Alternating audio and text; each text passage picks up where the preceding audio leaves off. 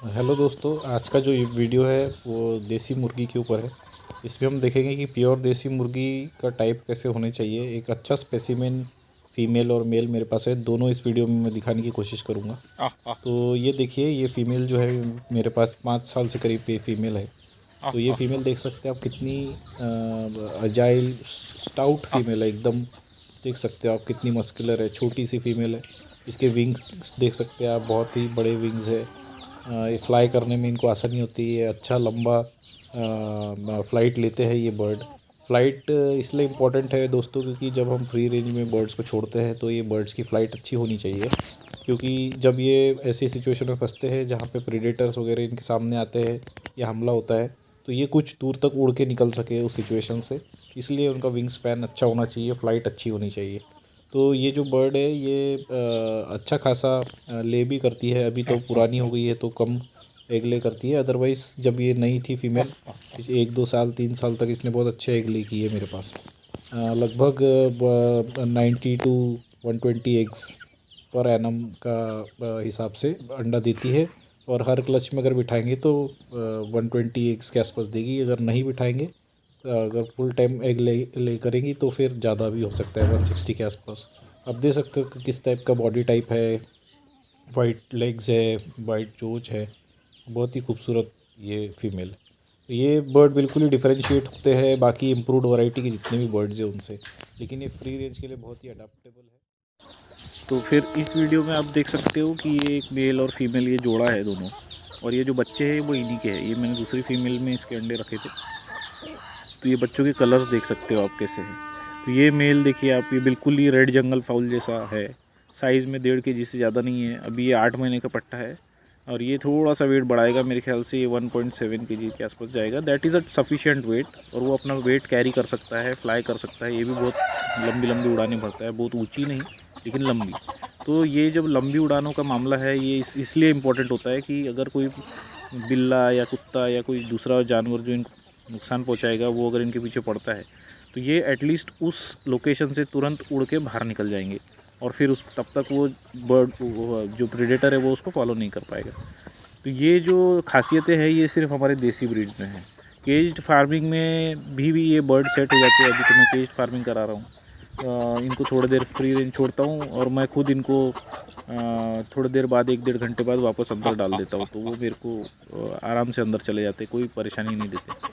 ये आप देखिए, इसका प्लमिज देखिए, बहुत ही शाइनिंग बर्ड है, एकदम ही शाइन करने वाला बर्ड है। टेस्ट भी इनका डिफरेंट होता है, फैट कम होता है ये बर्ड्स में।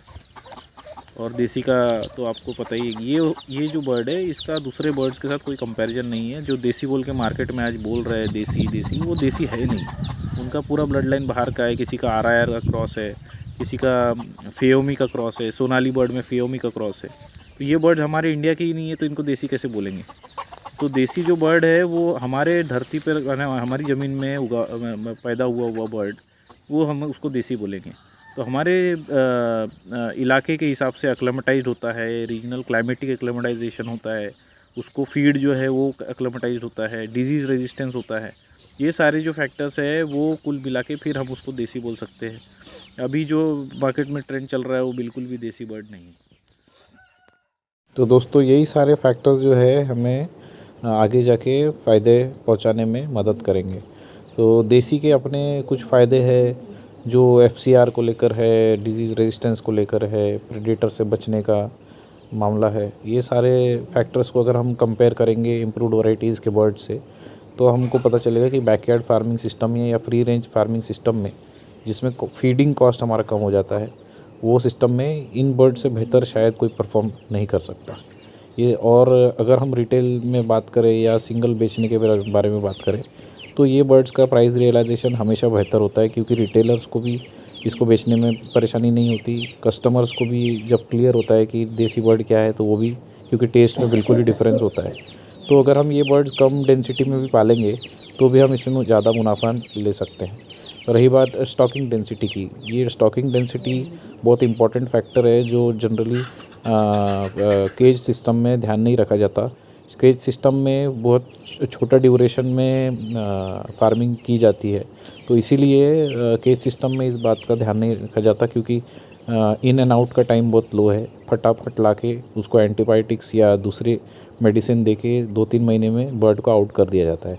लेकिन देसी का जो मैच्योरिटी साइकिल है वो थोड़ा लॉन्ग है, इसलिए उन बर्ड को इतने समय तक अंदर रख के फीड के ऊपर ज़्यादा खर्चा करके और मेडिसिन दे के हम तैयार नहीं कर सकते, क्योंकि इसका मेटाबॉलिक रेट बहुत डिफरेंट है और इसका जो विचरण करने का तरीका वो बहुत अलग है। तो ये सारे फैक्टर्स अगर हम बोलेंगे तो फिर हमारा प्रोडक्शन जो है वो देसी का बिल्कुल अलग हो जाता है। प्रॉफिटेबिलिटी के टर्म्स में हमको बहुत सारी चीज़ें कैलकुलेट करके देसी फार्मिंग करनी चाहिए, तभी हम जाके प्रॉफिटेबल बन पाएंगे। तो दोस्तों ये सारी बच्चे हैं हमारे यहाँ की देसी के, ये सीज़न के 2-2 महीने के हैं सारे, 200 ग्राम 250 ग्राम, ये सब नेचुरली फेड है। इनको हमने कोई भी कमर्शियल फीड नहीं दिया, क्योंकि मेरा ये मानना है कि जितना हमारा मार्केट डिपेंडेंसी कम होगा चिक्स को लेकर, दवाइयों को लेकर, फीड को लेकर, उतना हमारी प्रॉफिट मार्जिन बढ़ जाएगी। और अगर प्योर देसी है तो इसका मार्केट में रेट 100% अच्छा ही मिलेगा, 500-450 के इससे कम नहीं मिलता है। आप सारी इम्प्रूव्ड वैरायटीज़ के रेट से इसको 150-200 रुपये ज़्यादा ही मिलेगा। तो ये भी एक फैक्टर है, ये भी कैलकुलेशन में होना चाहिए फार्मिंग करते वक्त। तो और देसी बर्ड के बारे में रिटेलर्स को हमेशा अच्छे से पता होता है, वो कभी भी ये बर्ड ख़रीदने के लिए आपको मैनिपुलेट कर नहीं सकते।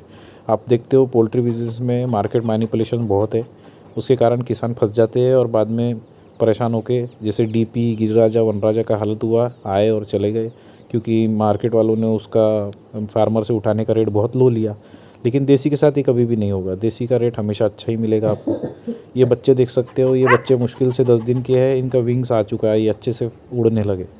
तो ये इस सारी चीज़ों को लेकर अगर हम देसी फार्मिंग करेंगे तो हमको हमेशा फ़ायदा होगा। तो दोस्तों आगे भी ऐसे वीडियोस के लिए और इन्फॉर्मेशन के लिए हर एक छोटे पैरामीटर्स पे मैं इन्फॉर्मेशन प्रोवाइड करने की कोशिश करूँगा। तो प्लीज़ लाइक, शेयर और सब्सक्राइब करें। Thank you.